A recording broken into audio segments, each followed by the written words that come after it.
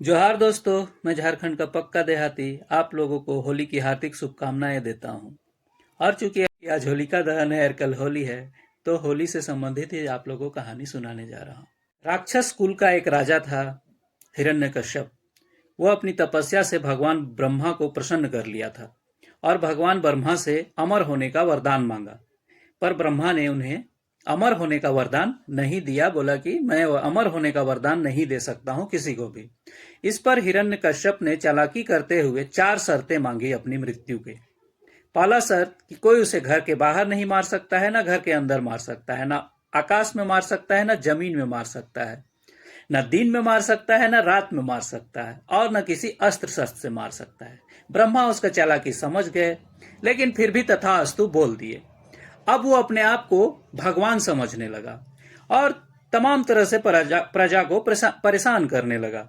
जो उसे भगवान मानता उसे छोड़ देता, जो उसे भगवान नहीं मानता उसे मार देता या अनेक तरह की प्रताड़ना देता। परंतु विधि का विधान देखिए कि उसी के घर में एक बालक का जन्म हुआ जिसका नाम था प्रहलाद, और वो निकला भगवान विष्णु का परम भक्त। हिरण्यकश्यप राक्षस का बेटा भगवान विष्णु का भक्त निकला और वो भगवान विष्णु का पूजा करने लगा।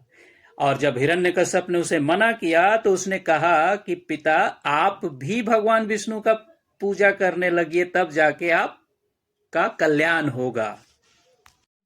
अपने पुत्र की बात सुनकर हिरण्यकश्यप बहुत क्रोधित हुआ और अपने पुत्र को भी प्रताड़ित करने लगा। अपने सैनिकों से कहा कि इसे प्रताड़ित करो, इसे जेल में डालो और इसे मेरी पूजा करने के लिए मजबूर करो। पर उसके सैनिक भी सफल नहीं हो पाए। तमाम तरह की प्रताड़ना के बाद भी वह नहीं माना और भगवान विष्णु की पूजा करने लगा।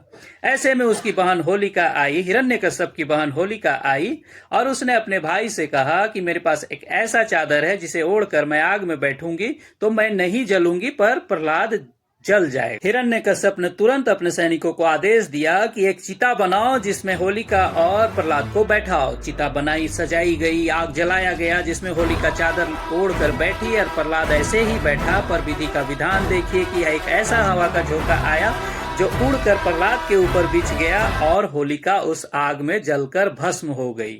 और इसी बुराई पर अच्छाई की जीत के लिए हम लोग होलिका दहन मनाते हैं। लोग कहते हैं कि एक महिला की जलने पर आप लोग खुशी मनाते हैं, लेकिन महिला हो या पुरुष, अगर वो गलत करता है तो वो गलत है। हमारे धर्म में सबको बराबर का दर्जा दिया गया है।